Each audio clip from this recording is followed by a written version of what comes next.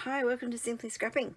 It's day 24 of the 30 days of sketches with Christy's Beautiful Life, and I can't believe we only have a few more days to go. Wow, that has gone so quick. Alright, so today's sketch is by Emilee Grupp, and it's a 2-page layout. And if you've seen any of my videos before where I've done a 2-page, I am so out of practice with them. But I've joined a new group and a new hop where it will see me doing a lot more doubles because I need to get back into them and not be so intimidated by them. So this is today's sketch. Lots of photos, paper scraps along the bottom, borders at the top, and then the background looks like it could be a bit of mixed media. Well, I'm not really a mixed media person, but I'm going to use a little bit on today's layout to hide something. So let me explain. Right, these are my photos first of all. When I put them on my layout, I will be putting them upside down because I don't have permission to show any of these people in my layouts. They are my son's school friends from way back when, and yeah, so I haven't contacted any of them and don't have their permission to show them. So that's the only photo you're going to see that will be up the right way, which will be interesting to try and put the page together because we're going to keep moving around. But anyway. Alright, so who remembers this paper? Oh my gosh, this is a blast from the past. This is 2009 from Alison Ellis Designs. What Birthday? And it's got silver foiling and it's so bright and gaudy. And I tell you, I bought so much of this when it came out. There's the boy version and then there's a girl version, which are pinks and greens and yellows. So I bought lots of this because at the time I was making cards to sell, and I saw this and went, that'd be really cool. Easy birthday cards, cut out the number, you know, stamp a T, H, S, T, whatever, and then use some of the other items in the range for embellishments. So I have a lot of this and I'm determined to use it. If it comes to, you know, where I can't use it anymore, I'm going to turn it over and just use this as a backing. So make sure to take off the stickers or whatever. But yes, so they're going to be my base pages, but I'm going to treat them, so don't panic, okay? You're not going to see all that. My embellishments are going to be cut from these 2 pages, primarily this one. Now on the sketch, there's a border at the top. So I plan on cutting out these strips and putting them at the top. And then other embellishments will be some party hats, some cupcakes, some presents. This one, I'm not quite sure I'm going to use it, but I've got it. So that is that. Right, now, let's go back to these 2 pages. Right, now these are going to be my base pages. And I'm going to try a technique that I have used a few times where I cover the ugly paper. And if it doesn't work, I have backups. So what I've done in the past with an ugly paper is I've just swiped across it with a white ink pad to cover it up. Now that may not be enough in this instance because this is quite bright and bold and out there. And I don't know how it's going to go over the silver. So we'll see. If that doesn't work, I thought I was going to use white paint, but that is all I have. There's like a smidge in there. And this is an eggshell with also a smidge. So obviously my daughter's been painting and used up all the paint. So the white paint may not work. There's probably a bit more in this one. We'll see. If this doesn't work, that's an option. And then if those don't work, I've got gesso. So I can also try and cover it with this. So I'm probably going to speed you up and music over the top while I make a mess, and we'll see what happens. So let's get this page started.